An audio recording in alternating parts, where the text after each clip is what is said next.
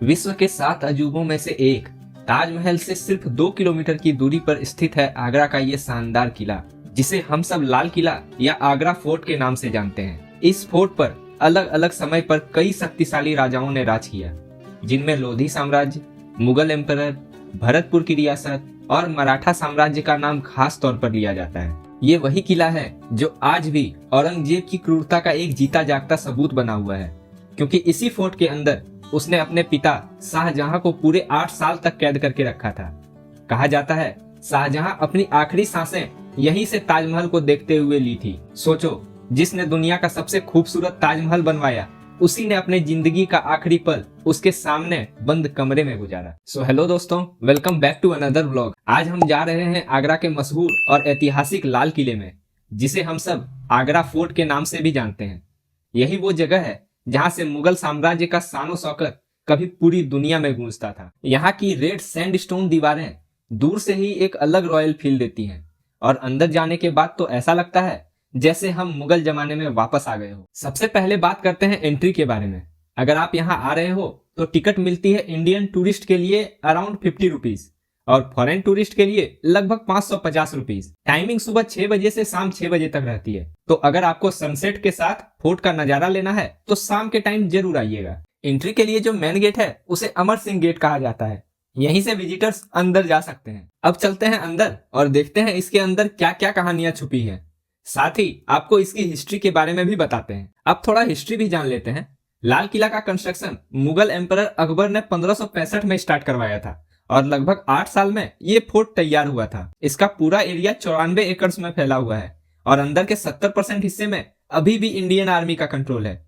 सिर्फ कुछ हिस्सा पब्लिक व्यूइंग के लिए ओपन है। यहाँ आपको जगह जगह ऐसे QR कोड्स मिल जाएंगे, जिन्हें स्कैन करके आप इन मॉन्यूमेंट्स के बारे में डिटेल्ड जानकारी ले सकते हो। अब इस गलियारे से होते हुए हम फोर्ट के अंदर की तरफ बढ़ते हैं। ये फोर्ट पूरी तरह रेड सैंडस्टोन से बना है, इसीलिए इसे लाल किला कहा जाता है। देखो, ये उन दीवारों की मजबूती और उनका डिजाइन 400 साल पुराना होने के बाद भी कितना इंप्रेसिव लगता है। अब हम आ गए हैं जहांगीरी महल के पास।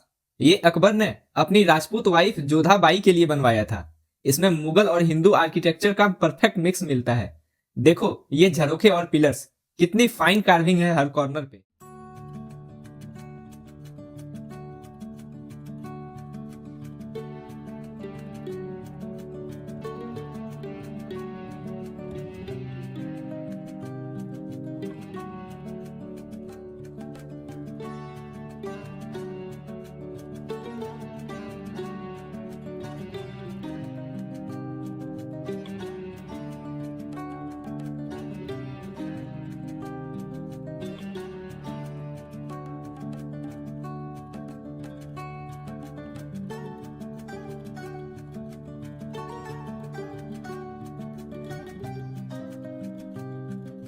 थोड़ा आगे बढ़ते हुए मिलता है शीश महल, जहां शाहजहां ने अपने पर्सनल यूज के लिए ग्लास डेकोरेशन करवाया था। उस जमाने में कैंडल्स की रोशनी इन शीशों से टकराकर पूरे महल को रोशन कर देती थी। थोड़ा आगे है अंगूरी बाग, एक छोटा सा गार्डन जहां शाहजहां अपने लेजर टाइम में आया करते थे।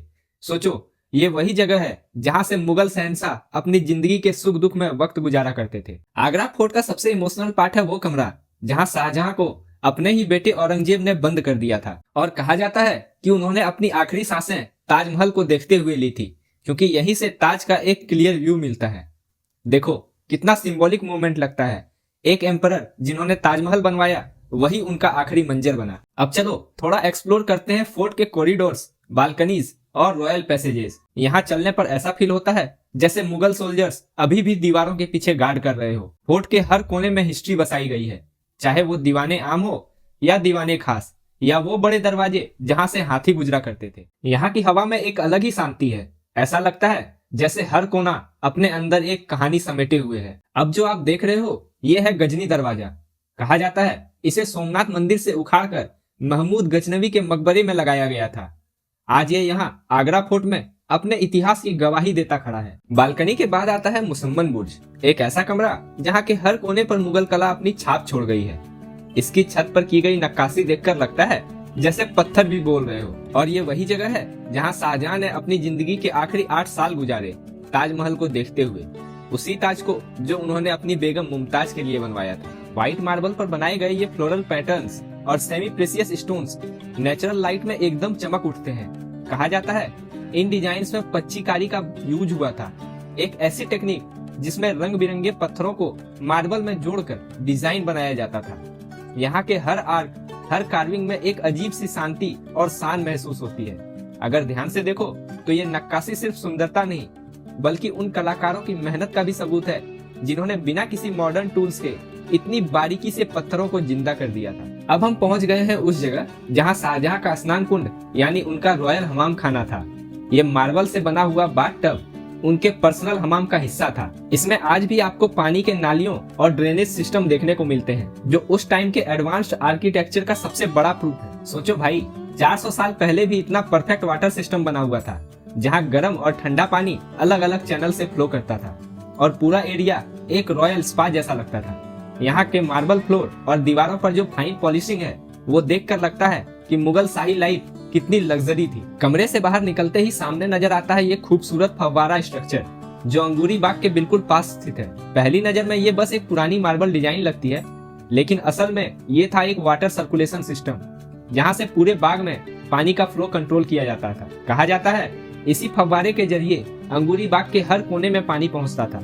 ये न सिर्फ महल की सुंदरता बढ़ाता था बल्कि गर्मी के मौसम में आसपास के महल को ठंडा रखने का काम भी करता था। मुगल काल के लोग नेचर और आर्किटेक्चर के परफेक्ट बैलेंस के लिए मशहूर थे और ये फव्वारा उनकी सोच और इंजीनियरिंग का जीता जागता सबूत है। सोचो भाई, उस समय ना कोई मोटर ना कोई मशीन, सिर्फ ग्रेविटी और डिजाइन के थ्रू इतना एडवांस कूलिंग सिस्टम तैयार किया गया था।